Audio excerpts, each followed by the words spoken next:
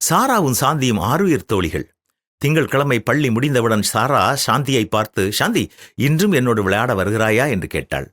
அதற்கு சாந்தி, இல்லை சாரா, இன்று எனக்கு அதிக வேலை இருக்கிறது என்று கூறினாள். அதற்கு சாரா கெஞ்சும் குரலில், என்ன சாந்தி இப்படி சொல்கிறாய்?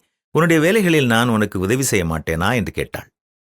நான் கீபோர்ட் போடுவதற்கு பயிற்சி செய்ய வேண்டும், அதில் நீ எனக்கு உதவி செய்ய முடியாதே, அதை நான் தானே செய்ய முடியும் என்று கூறினாள்.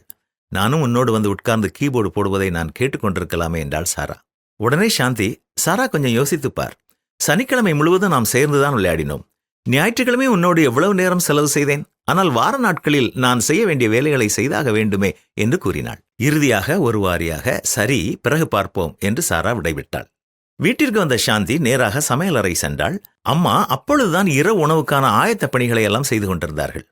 அம்மா, சாரா இன்றைக்கும் என்னோடு விளையாட வேண்டும் என்று கேட்டாள். ஆனால் எனக்கு வேலை இருக்கிறது என்று சொல்லிவிட்டு நான் வந்துவிட்டேன். அவள் என்மேல் வருத்தப்பட மாட்டாள் என்று நினைக்கிறேன் என்று கூறினாள். அதற்கு அம்மா, அவள் ஏன் வருத்தப்பட வேண்டும்?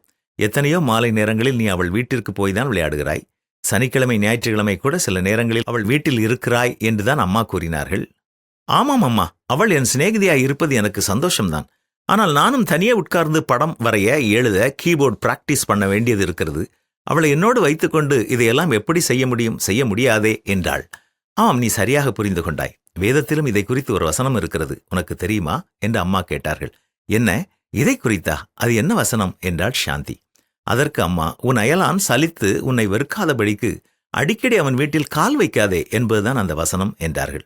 இது சிறு பிள்ளைகளுக்கு மட்டுமல்ல, பெரியவர்களுக்கும் எத்தனை பயனுள்ள சத்தியம் இல்லையா?